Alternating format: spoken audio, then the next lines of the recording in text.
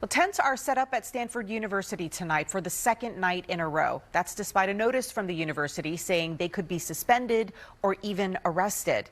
NBC Bay Area's Jocelyn Moran joins us live from the Stanford campus tonight. Jocelyn, what's the latest out there? Hey, Audrey, as you can see, students are still out here at White Plaza. They say last night they received a letter notifying them that they were violating university policy. Then they say several students received a letter through their email through the disciplinary office. So tonight they held a rally in response to that. Tonight, the tents remain up at White Plaza at Stanford University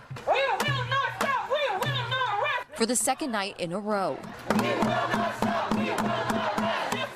Students held a rally tonight after they say some received this letter from the university this afternoon, in which it states as of this morning, students had failed to cease their violations of university policy. The university says their policy prohibits overnight camping. They sent it to specific students, and we are of strong belief that it was very discriminatory. The majority of the students involved that were sent letters were Muslim. One of them was not even involved with the planning of this whatsoever.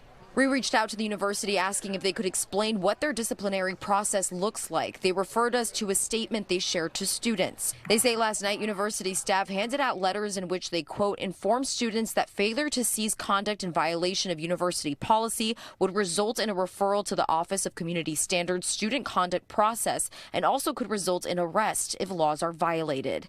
And in that Office of Community Standards process, violations could be punishable up to even suspension. Tonight, students continue to chant and camp out at White Plaza. It's encouraging people to come out and show support for the liberation of Palestine, to demand their schools for divestment from companies that are complicit in Israeli apartheid.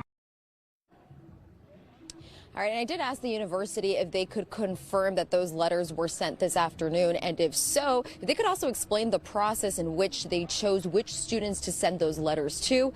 I did not get a response back. At Stanford, I'm Jocelyn Moran, NBC Bay Area News. Jocelyn, thank you. At UC Berkeley, it is now day 5 of their protests. Tents have taken over the steps and lawn at Spau Plaza.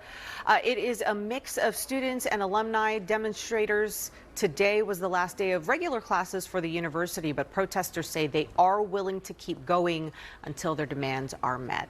And Cal Poly Humboldt has closed its campus through the remainder of the school year after student protests there.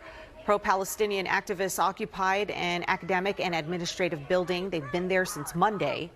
Students use furniture, tents, chains, and zip ties to block entrances to the buildings. All classes will be remote now until the end of the semester.